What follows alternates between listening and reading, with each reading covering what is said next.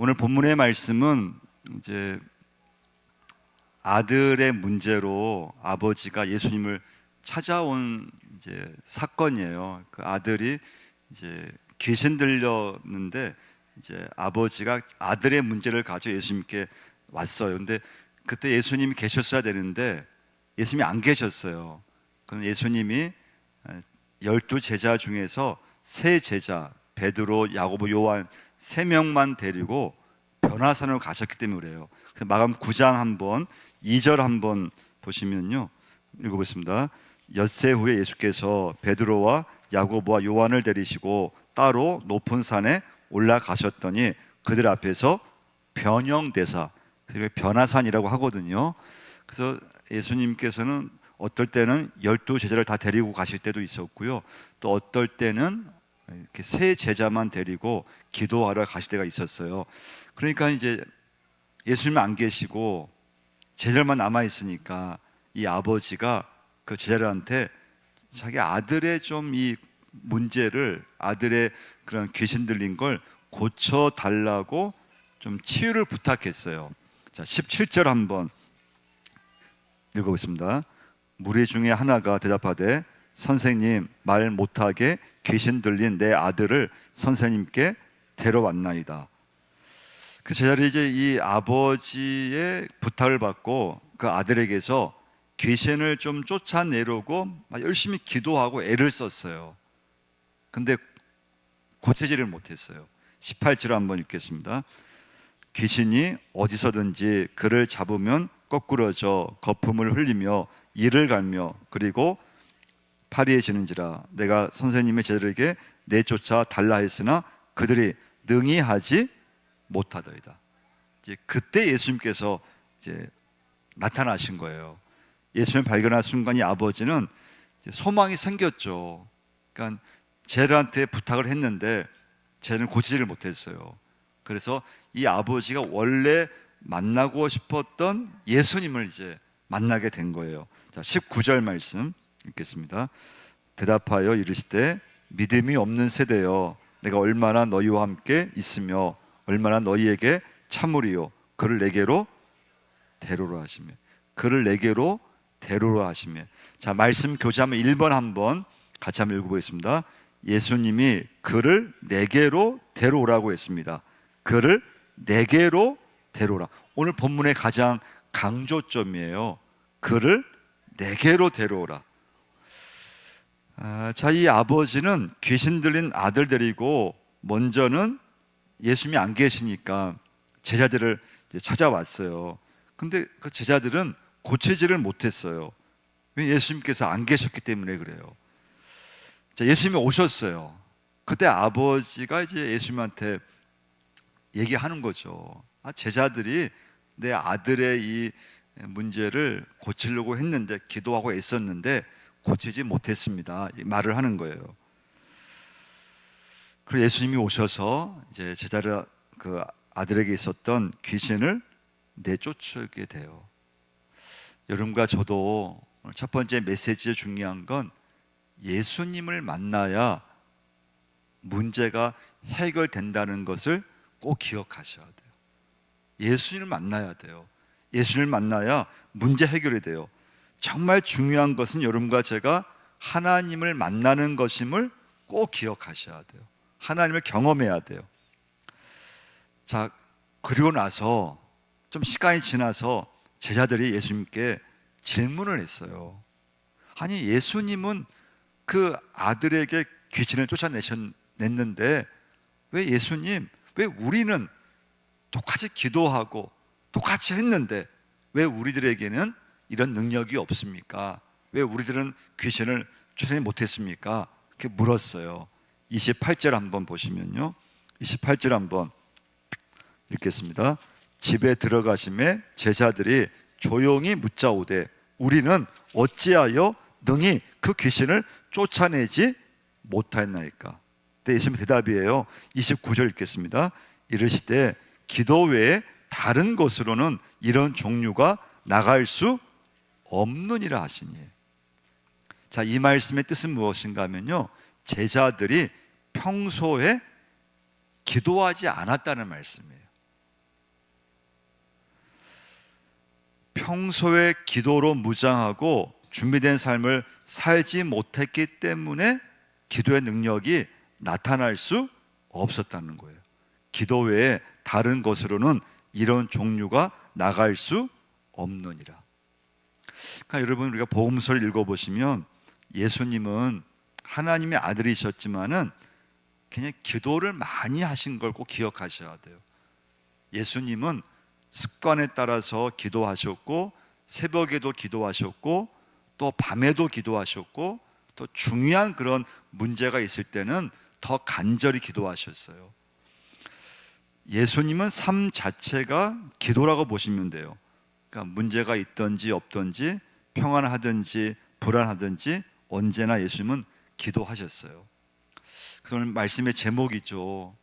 여러분과 저도 평소에 기도하는 삶이 되셔야 돼요. 그러니까 문제가 있을 때만 기도하고 문제 해결되면 기도를 멈춰주면 안 되고요. 그냥 평소에 아무 문제가 없을 때, 그때 여러분과 제가 기도로 꾸준히 기도로 이어졌을 때 여러분과 저의 삶 속에서 기도의 능력이 나타남을 꼭 믿으셔야 돼요. 평소에 기도하는 사람은 문제가 생겼을 때 당황하지 않고 기도로 해결해 나가게 돼요. 그러니까 그 기도에 능력이 있다는 걸 꼭 믿으셔야 돼요. 여러분, 평소에 꾸준히 기도하는 성도님들에게 그 기도에 응답이 있고 그 기도에 능력이 있음을 꼭 기억하셔야 돼요. 근데 많은 교인들은 사실 문제가 생겨야 기도하는 걸 보게 돼요. 그리고 문제가 딱 해결되면 또 기도를 딱 멈춰지게 돼요. 여러분, 기도는 절대 멈추면 안 돼요. 기도는 여러분과 제가 꾸준히 하셔야 돼요. 할렐루야. 그러니까 평소에 하셔야 돼요. 근데 기도는 절대 쉬운 건 아니에요. 이 시대 자체가 점점 기도하지 않아요. 그러니까 여러분, 저도 예수 믿지만 기도하지 않아도 별 어려움이 없어요. 기도하지 않아도 뭐 신앙생활, 뭐 생활하는 데 있어서 어려움이 없어요. 그렇지만 여러분과 제가 예수를 믿고 신앙생활을 함에 있어서 평소에 기도하는 것이 중요하다. 이걸 여러분과 제가 오늘 꼭 기억하셔야 돼요. 그럼 이 시간부터 평소에 기도하셔야 돼요. 문제가 생겨 기도하는 것도 물론 나쁜 것은 아니죠. 문제가 있을 때, 어려움이 있을 때 기도하는 건 나쁜 것은 아니에요. 근데 기도는 평소에 많이 하셔야 돼요. 기도는 평안할 때 많이 하셔야 돼요. 왜냐하면 여러분, 이제 문제가 있을 때, 어려움이 있을 때 기도를 하게 되잖아요. 근데 그때 문제는 무엇인가 하면 문제에 급급하다 보니까 지금 당장 닥친 문제가 일단 이게 해결해야 되잖아요. 그러니까 여유가 없어요. 기도하면서 하나님을 좀 집중하고 하나님과 교제하고 하나님을 좀 주목해야 되는데, 그런데 문제가 있어서 기도하면요, 막 정신이 없어요. 그 문제 앞에서 막 문제 해결 거기만 막 마음이 급하지 하나님께 좀 집중한다든지 하나님과 좀 이렇게 대화를 한다든지. 근데 평소에 기도를 하면요, 하나님을 주목할 수 있고 하나님께 집중할 수 있고, 그래서 기도의 지경이 점점 넓어지게 돼요. 그 믿음이 자라요. 두 번째 메시지예요. 자, 말씀 교재 2번 한번 보시면요, 같이 읽겠습니다. 제자들이 평소에 기도하지 않았다는 것. 밑에 한번 읽어보겠습니다. 평소에 기도로 무장하고 준비된 삶을 살고 있을 때 기도를 통해 능력이 나타날 수 있다는 것입니다. 기도 외에 다른 것으로는 이런 종류가 나갈 수 없느니라. 예수님은 하나님의 아들이지만 습관에 따라 기도하셨습니다. 예수님은 삶 자체가 기도였습니다. 문제가 있든지 없든지 평안하든지 불안하든지 언제나 기도하셨습니다. 평소에 기도하는 사람은 문제가 생겼을 때 당황하지 않고 기도로 해결해 나갑니다. 그 기도에 능력이 있습니다. 하지만 평소에 꾸준히 기도하지 않으면 능력이 없습니다. 그럼 이제 두 번째 메시지예요. 그럼 평소에 왜 여러분과 제가 기도로 준비해야 되는가? 그 이유는 마귀가 항상 공격 준비를 하고 있기 때문에 그래요. 그 예수님 말씀하셨잖아요. 시험에 들지 않게 깨어 기도하라. 여러분과 제가 믿음이 이렇게 있다가도 시험은요, 아무것도 아닌 것인데 시험에 들어요. 시험이 와버려요. 깨어 기도하지 않으면 내 믿음이 한순간에 넘어져요. 시험이 사소한 곳에 시험이 와요. 믿음이 막 흔들려요. 하나님께 집중이 안 돼요. 예배가 집중돼야 되는데 시험에 들면요, 집중이 안 돼요. 헌신이 안 돼요. 이런 모든 문제는 애고 없이 찾아온다는 것을 꼭 기억하셔야 돼요. 언제 어디서 나에게, 내 자녀에게, 내 가정에 어떤 일이 일어날지 오늘 아무도 알 수 없어요. 그래서 여러분 정말 평소에 기도하셔야 돼요. 평소에 기도하셔야 돼요. 그러면 하나님께서 피할 길을 반드시 열어주세요. 그러면 사람이 넘어지는 건 진짜 한순간이에요. 그건 저도 마찬가지예요. 시험 드는 건 진짜 한순간이에요. 사람이 넘어지는 거 진짜 한순간이에요. 갑자기 막 어떤 일이 일어나는 거 한순간이에요. 그래서 예수님께서 오늘 말씀에서 저희한테 믿음이 작다, 19절 다시 한번 보세요. 19절을 한번 다시 한번 읽어보겠습니다. 대답하여 이르시되 믿음이 없는 세대여. 믿음이 뭐라고 했습니까? 없는 세대라고 했잖아요. 이건 다른 말로 하면 기도가 없는 세대예요. 같은 말이라 보시면 돼요. 믿음이 없다는 것은 기도가 없다는 것을 말해요. 그러니까 여러분과 제가 이제 살아가면서 내가 예배도 드리고 교회 봉사도 하고 다 많이 하잖아요. 근데 기도가 지금 내가 하고 있는가, 기도가 지금 있는가 없는가를 꼭 점검하셔야 돼요. 그러니까 기도가 빠지면 안 돼요. 근데 봉사는 할 수 있고 예배는 많이 드릴 수 있는데 근데 기도가 빠진 경우가 굉장히 많아요. 기도를 하지 않고 예배할 수 있고 기도하지 않고 봉사할 수 있는데 그러면 안 된다는 거예요. 믿음이 없는 세대라고 하는 것은 기도가 없는 세대와 같은 의미라고 보시면 돼요. 그래서 이제 기도가 없기 때문에 믿음이 없는 것이고 믿음이 없다는 것은 기적이 없다는 것과 같은 거라고 보시면 돼요. 오직 믿음으로 구하고 조금도 의심하지 말라. 의심하는 자는 마치 바람에 밀려 요동하는 바다 물결 같으니 이런 사람은 무엇이든지 죽게 얻기를 생각하지 말라. 그래서 믿음이 없다 그러는 거예요. 믿음이 적다가 아니고요, 믿음이 없다 그랬어요. 기도가 없다는 말과 같다고 보시면 돼요. 그러니까 여러분과 제가 믿음이 없는 건 아니잖아요. 제자들이 믿음이 없는 건 아니에요. 그런데 능력이 없었어요. 그 능력이 없었던 것은 제자들도 믿음이 없는 건 아니었는데 평소에 기도하지 않았기 때문에 기도가 뒷받침이 안 됐을 때는 여러분과 저에게 어떤 믿음의 능력, 믿음의 열매 이건 절대 생기지 않아요. 그래서 여러분, 자, 우리 믿음 생활에 있어서는 뭘 하든지 기도가 뒷받침이 돼야 돼요. 무슨 기도를 하셔야 돼요. 시험에 들어도 기도하셔야 돼요. 기도가 멈추면 안 돼요.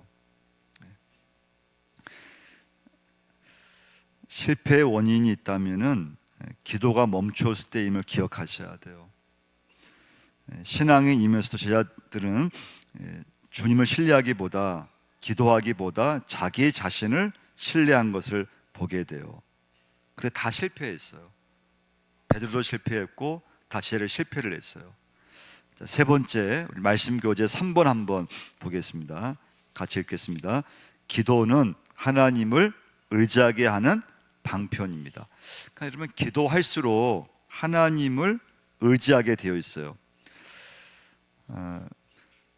기도하지 않으면 자꾸 나를 의지하게 되어 있어요. 기도하지 않으면 자기 생각, 자기 경험, 자기 계획을 의지하게 돼요. 근데 기도하는 사람은 하나님만 의지하게 되어 있어요. 23절 한번 보시면요, 23절 같이 한번 읽겠습니다. 예수께서 이르시되 할 수 있거든이 무슨 말이냐, 믿는 자에게는 능히 하지 못할 일이 없느니라 하시니. 29절도 한번 보시면요, 29절도 같이 읽겠습니다. 이르시되 기도 외에 다른 것으로는 이런 종류가 나갈 수 없느니라 하시니라. 그래서 기도하는 사람은 하나님을 의지하는 사람이에요. 기도하는 사람은 주님만을 바라보게 되어 있어요. 그래서 기도는 반드시 능력이 있어요. 그래서 평소에 꾸준히 기도하는 삶을 통해서 하나님께서 역사하시는 걸 보게 돼요. 29절 말씀은 기도밖에 없다는 거예요. 기도밖에 없어요. 기도 외에 다른 것으로 이런 종류가 나갈 수 없다고 말씀해 주고 있어요. 그래서 교회의 능력은 기도에서 온다는 것을 꼭 기억하셔야 돼요. 그래서 바울은 쉬지 말고 기도하라고 했어요. 그래서 여러분과 제가 일상이 이렇게 좀 기도가 되셔야 돼요. 일상. 그러니까 깨어날 때부터 하여튼 하나님 감사합니다, 기도하셔야 되고요. 사람을 만날 때도 기도하셔야 돼요. 예배 드리러 올 때도 기도하셔야 돼요. 오늘 하나님 은혜 받게 달라고. 또 찬양대 쓰시는 분들도 기도하셔야 돼요. 하여튼 또 교회 어떤 핵심 일꾼일수록 기도를 하셔야 돼요. 그렇지 않으면 우리는 그냥 쉽게 넘어져요. 또 쉽게 시험 들어요. 또 금방 또 이렇게 믿음이 흔들려요. 또 어떤 일이 일어날지 여러분과 저는 아무 예측할 수 없어요. 진짜 우리는 한치 앞을 내다볼 수 없어요. 2026년 새해에 정말 여러분과 저는 이 시간부터 연말에 기도로 준비하셔야 돼요. 우리 가정, 내 가정, 내 자녀, 내 인생, 새로운 시간, 새로운 한 해가 시작되는데 그냥 보내면 안 돼요. 하나님 앞에 새로운 내 인생의 한 해가 시작되는데 하나님, 내 인생을 하나님께서 인도해 주시라고 정말 계속 기도하셔야 돼요.